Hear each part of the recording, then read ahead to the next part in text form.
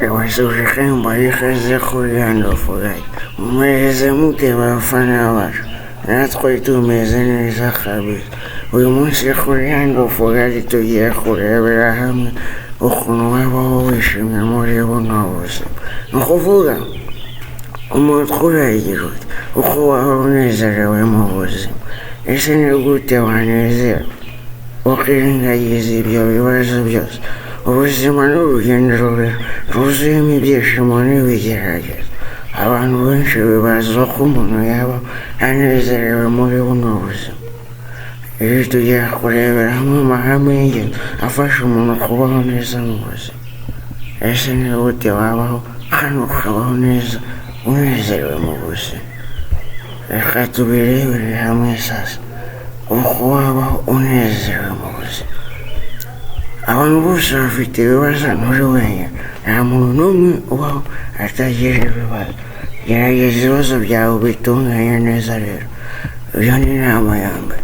Inama ya kabiri, abantu bose banyura mu bihe bikomeye, ibihe bigoye n'igice cy'ubuzima.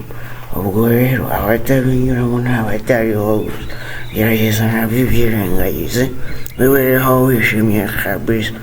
Ikindi cya gatatu, buri kibazo kigira ibisubizo. Nubwo wahura n'ikibazo ariko buriya kiba gifite ibisubizo. Ariko si iyi mibi noneho maze ufata ikidari ndavuga nikaze mbatema akaganira. Inama ya kane, uko witekerezaho bigira ingaruka ku byishimo byawe. Uko witekerezaho ugatekereza ku bibazo byawe nibyo bigusubiza inyuma. Kuko ubitekerezaho cyane ukomeza kwiheba. Inama ya gatanu, ntugahangayikishwe n'ibyo abandi bavuga. Hari abantu bavuga amagambo bagamije kukubabaza, cyane ko burya ngo nta n'ukundwa na bose.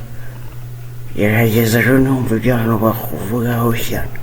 Inama ya gatandatu, mara igihe hamwe n'abantu beza. Abantu beza ni ukuvuga ngo niba abantu nyine bakugira inama nziza zakukura bamwe zikakujyana ahandi.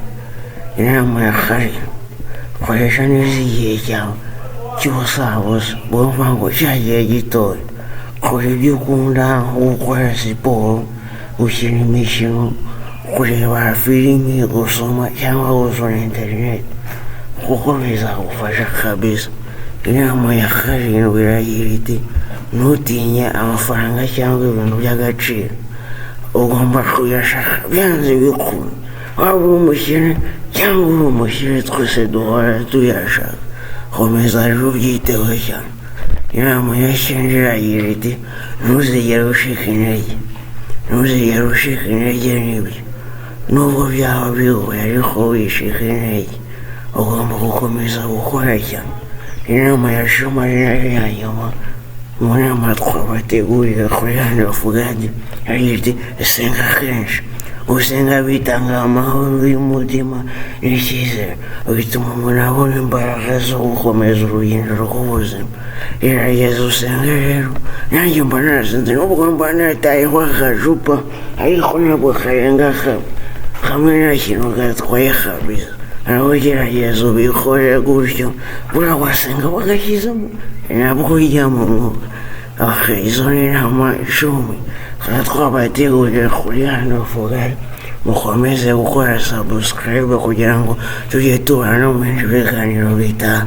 Wakugezaga iganari Rusine, mukomeze mukore subscribe kabisa, tujye twibanira ibintu bigenda neza kabisa. Rwose dukomeze twibereho muri uyu munezero rwose, twikomereze ibintu bigenda neza waraye.